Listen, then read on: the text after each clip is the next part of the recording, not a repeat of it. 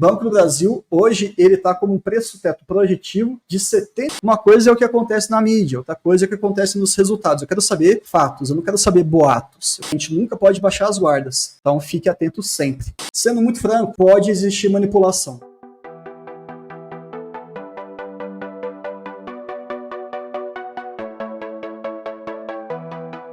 Vamos lá. Pegar essa aqui, que olha, a Elisandra Santiago. Hoje a ação BBAS3 caiu mais de 3%. Seria uma oportunidade?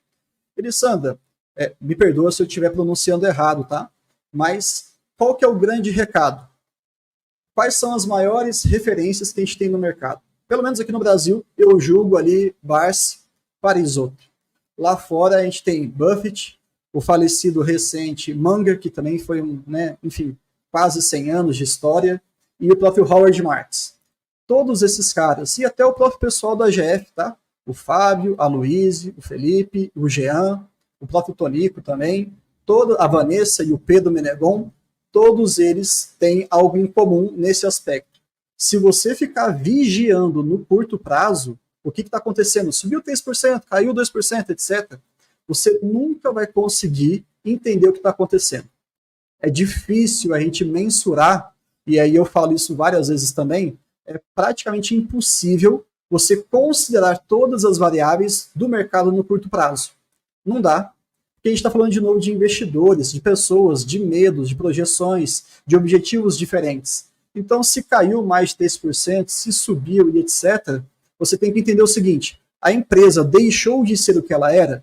Aconteceu algum fato avisado para todo mundo, algum grande escândalo de corrupção, algo catastrófico? Se não aconteceu, essas oscilações, elas fazem parte do jogo. Então não se preocupe com isso. Mas sim, vamos lá. Né? A gente sabe que notícia faz preço no curto prazo. Se você viu ali, já estudou do banco, já entendeu como que o negócio funciona, e você percebe que essa queda de 3% está dentro do preço-teto projetivo, por exemplo, opa, já estamos aí acumulando argumentos para a gente conseguir investir. Se estiver dentro do momento adequado para você fazer o aporte, você pode enxergar como uma opção. Eu, assim como o Fábio e o Jean, eu não gosto da palavra oportunidade, tá? Dá um viés muito complicado, mas é uma opção de aporte sim. Tudo bem? Então, entender que no curto prazo não vale a pena a gente ficar focando nisso. E se você conhecer alguma pessoa que te fala o Banco do Brasil caiu 3% por conta disso, disso, ele pode não estar errado, mas ele nunca vai conseguir contemplar todas as variáveis. Tá certo? Bom, vamos lá. Ó, aqui, ó. Isso aqui é legal, hein? Fábio Soares. Essa é a minha primeira live sozinha aqui no AGF, pessoal. Poxa, né? 900 pessoas, agora 1.059. Estou muito feliz com todos vocês aqui. Nós temos poucos likes. Não. Vamos lá. Colabora aqui, pessoal. Mostra aí, engaja com a gente, compartilha com as pessoas, que é a forma como, infelizmente ou felizmente, o algoritmo do YouTube consegue entender que esse conteúdo está sendo de valia para todo mundo. Tudo bem? Vamos lá. Aqui embaixo. O pessoal está falando da imagem. A imagem tá boa, né, pessoal? Tá tudo certo. Vamos lá. Aqui. Essa pergunta ela é interessante. Sendo o Banco do Brasil, acredito eu, um banco estatal, não é de desconfiar se estes números que o banco apresenta não estão manipulados? Cara, sendo muito franco, pode existir manipulação, né? Mas não somente em relação ao Banco do Brasil, mas em qualquer empresa listada na Bolsa. E por que eu estou falando isso? Vamos lá, quais foram os últimos escândalos que nós tivemos, infelizmente, na nossa Bolsa de Valores? Se você for reparar, a grande maioria, empresas privadas, a grande maioria, e a grande maioria delas também com o nível máximo de governança. Então, é um pouco complicado. O que eu acho interessante, tá? Para a gente tentar tirar um pouco desse viés de ser estatal, estar sendo manipulada ou não. Consistência. Somente o tempo, cara. O tempo ele vai te responder muita coisa. Então, se o banco sistematicamente consegue apresentar números constantes, saudáveis, se você participa ali das teleconferências, manda pergunta, percebe que não está tendo nenhum ruído de comunicação, uma coisa é o que acontece na mídia, outra coisa é o que acontece nos resultados. Eu quero saber fatos, eu não quero saber boatos, eu quero fatos.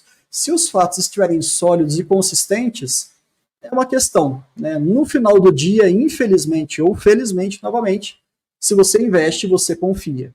A gente está ali colocando um dinheiro, está acreditando naquela gestão, naqueles profissionais. Mas eu não colocaria essa desconfiança apenas no Banco do Brasil, não. Colocaria em qualquer... E sempre é bom, né? A gente nunca pode baixar as guardas. Então, fique atento sempre, tá? Vamos olhar aqui. O pessoal está perguntando bastante de Banco do Brasil.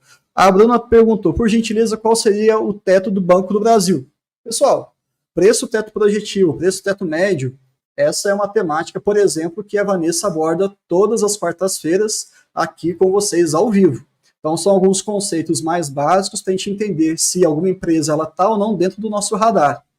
Quer entender como é que está o Banco do Brasil? Primeira coisa é, entenda do negócio. Depois você pensa, quero olhar mais o seu histórico, ou quero olhar um pouquinho mais para o projetivo. E aí você vai tendo os seus preços tetos todos calculados automaticamente lá no AGF. Lembrando, não tem indicação de compra nem de venda lá, mas é pelo menos um argumento daquele que vai contemplar todo o seu projeto de aporte. Tudo bem? Então, se a gente for olhar ali no AGF, Lucão, pode deixar aí?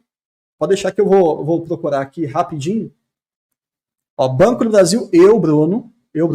Isso, já entrou aí, maravilha. Olha lá, Banco do Brasil, hoje ele está com um preço teto projetivo de R$ 79,16. E se você for olhar para o médio, de 35, é 35, né? R$ 35,91. E aí entender como que é calculado esse valor, né? O médio pega a média dos últimos 6 anos, o projetivo é uma projeção, é um consenso de mercado para o ano vigente. Como a gente já está praticamente em dezembro, é legal a gente começar a olhar para 24, né? Mas pegando hoje os números que nós temos, seriam esses dois valores. Algo entre esses dois valores, você vai conseguir ter uma noçãozinha melhor sobre o preço de Banco do Brasil. Tudo bem? Vamos lá. Comente sobre o rebaixamento do BB hoje. O Bruno, meu xará, comentando aqui sobre o rebaixamento. Salvo engano, foi o Itaú. Não sei, né? Foi algum banco ali que acabou, banco de investimento que acabou rebaixando a nota do nosso Banco do Brasil. Sinceramente, pessoal, eu vou ser também, mais uma vez, muito transparente com vocês. É muito curioso como isso acontece quase todos os dias, vai? Tem exceções. Aparece alguma notícia falando que tal grupo de analistas ou tal, enfim, grupo de investidores, eles rebaixaram a nota de alguma ação específica. Eu não sei por quê, mas curiosamente acaba acontecendo desse mesmo grupo comprar. Eles rebaixam e aí eles vão lá e compram. E às vezes pode acontecer o contrário. Eles começam a recomendar a compra daquele ativo, eles colocam o preço lá em cima e curiosamente você vai ver lá na corretora, no home broker, eles estão vendendo. Então assim, sinceramente, eu sou analista CNPI. Né? O meu objetivo aqui é traduzir para vocês, fazer essas interpretações, assim como vários profissionais que a gente tem no Brasil. Mas a gente sempre tem que entender o seguinte, da onde vem essa recomendação? Qual que é o objetivo dessa recomendação de tal fundo de investimento, de tal gestora, de tal casa de análise? Tem que entender qual que é o objetivo deles para ver se são os mesmos que você tem. Se não for, por que cargas d'água você vai ficar ouvindo isso? Não faz o menor sentido. Tá? Então, por isso que eu acho muito bacana o ambiente do AGF. Ali a gente fala a mesma língua. A gente quer empresa sólida, perene, setores best, que pagam bons dividendos. Tem gente que gosta de fazer investimento na bolsa pensando em aumento de patrimônio. Isso não é objetivo nosso. Na verdade, isso aí é consequência das nossas decisões. Então, eu daria um passinho atrás antes de avaliar se isso é ponderado ou não. Quem que fez esse rebaixamento e qual que é a linha de racional desses caras. Se não for a mesma que a sua, vira a página e segue em frente. Vamos ver aqui como é fácil para avaliar. Aqui o José Carlos, cara, eu vou ser muito franco, o José Carlos poderia nos passar os valores de aquisição das ações de cada banco?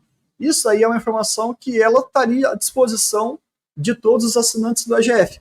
E você pode testar por alguns dias de graça, tudo bem? É só entrar lá no AGF+, faz ali o seu acesso, você vai entender um pouquinho da ferramenta, vai ter acesso ali a algumas informações, mas sendo muito franco, tem todo um arcabouço por trás para quem realmente já é assinante. E, de novo, acompanhem aqui as lives. A gente tem na segunda-feira com o Pedro Menegon, dando um geralzão do mercado. Na quarta, com a Vanessa explicando essas questões, como utilizar a plataforma, pegando literalmente o investidor pela mão e trazendo para ele ali o beabá, o basicão. E na quinta-feira, via de regra, a gente tem o pregão com ali algumas referências que nós temos, né? O Fábio, Jean, Felipe e Luiz, falando um pouquinho sobre o que eles estão fazendo, alguma notícia do mercado atual. Então, esses valores específicos, a gente tem que respeitar todos os assinantes ou todas as pessoas que acessam a plataforma. Aí, é só entrar lá e ter acesso a isso. Combinado? Vamos dar uma olhadinha aqui, 1.100 pessoas. Galera, muito obrigado mesmo. Tudo bem? Isso foi muito bom, muito gratificante estar aqui com vocês. Mais um pouquinho de Banco do Brasil, gente, tem muita... Pegar aqui alguma... Lucão, se você achar alguma que não seja Banco do Brasil, pode colocar aí. Grendene. Aqui, ó. Vamos pegar essa aqui, que faz uma pequena comparação, que até a gente não colocou, né? O Eugênio, ele falou, hoje é melhor Banco do Brasil ou ABCB3? ABCB3, para quem não sabe, é o Banco ABC, é um banco também que tem um perfil completamente específico, e aqui cabe bastante aquilo que a gente estava conversando. Olha só, se você colocar todas aquelas métricas que a gente passou para vocês do Banco ABC, você vai ter uma visão, talvez, muito limitada do que ele representa. E por que eu estou falando isso?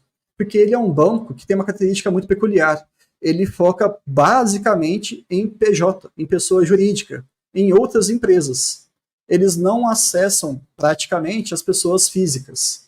Entende como o relacionamento, a forma como eles ganham dinheiro, as margens que eles conseguem negociar, e inclusive também os riscos que eles correm, acaba sendo completamente diferente de um bancão como o Santander ou um Banco do Brasil.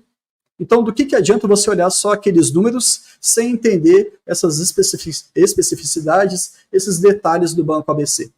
Então, aqui, sendo bem franco, eu, Bruno, sou muito direto e reto, tá? Se eu tenho os 4 grandes ali disponíveis, eu não vou ficar expondo o meu dinheiro, o meu tempo, a minha energia, a minha renda passiva, que eu estou convertendo em renda passiva, a minha renda ativa, que eu estou convertendo em renda passiva, eu não vou perder muito tempo ali com bancos menores, não. É uma opção? É, mas saiba que é mais complicado de fazer a leitura. Tem até uma questão de controlador também, lá com o Líbano, para quem não conhece ainda. Então, avaliar um controlador de fora, com uma cultura diferente, com um objetivo diferente, eu não sei até que ponto vale o risco que você está se expondo e a segurança que você vai ter ao colocar o dinheiro ali. Não é mau negócio não, tá? Mas para mim, Bruno, eu prefiro muito mais gastar meu tempo, investir meu tempo e meu dinheiro com o Banco do Brasil.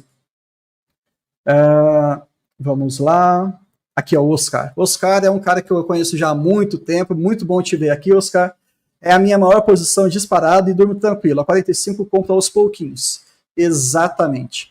Um dos nossos maiores contribuidores, né, pessoas relacionadas ao OGF, da comunidade OGF, que é o Wilson, ele tem uma frase que eu acabei pegando para mim também, que é o seguinte: faça investimentos sempre com calma e elegância. Devagarinho, comprando aos poucos, não precisa ser afobado. O mercado abre de segunda a sexta, tá tudo certo. Então estuda um pouquinho, compra um pouquinho. Ah, tá muito caro, as coisas estão disparando, Bruno, o que eu faço? Eu gosto de falar do aporte intelectual. Tem o seu aporte financeiro, que você compra a ação. Quando ela estiver muito cara, não estiver muito interessante, você faz o aporte intelectual. Abre o site de RI, pesquisa um pouquinho como é que estão as últimas notícias, dá uma olhada ali no AGF Análise, vê se a gente publicou alguma coisa, ou até faz a sugestão para a gente também, para a gente fazer algum tipo de conteúdo relacionado a isso. Tudo bem? Bom, pessoal, estamos chegando aqui, 6h30, exatamente, meia horinha de live, acho que deu para a gente aproveitar bastante. Teria aqui mais várias e várias outras perguntas aqui, de qualquer maneira, eu agradeço demais a presença de vocês. Se vocês quiserem que a gente faça algum tipo de compilado, algumas outras respostas, comenta lá no nosso pregão lá do AGF+, tem ali a aba investimentos, que a gente tenta participar quase todos os dias, troca ideia com os outros investidores, eu tenho certeza que muita gente ali está disposta a te ajudar. Me ensina um pouquinho ali, um pouquinho aqui, e todo mundo cresce junto. Isso que é o mais bacana. Agora a gente vai ter às 19 horas, salvo engano, a mentoria com o pessoal da turma do Jeito Barça de Investir, estarei lá como ouvinte, né, homenageando o pessoal, o quarteto. E também, de novo, no dia 14 de dezembro, para a gente fechar aqui, não esquece, aqui ó, o QR Code aqui, ó, dá ali uma escaneada, abre o site, preenche os seus dados. A partir das 20 horas nós teremos uma live explicando geralzão do projeto BEST, para que você tenha cada vez mais autonomia na sua tomada de decisão. Espero que todos vocês tenham gostado, de verdade, e até o próximo encontro. Até mais!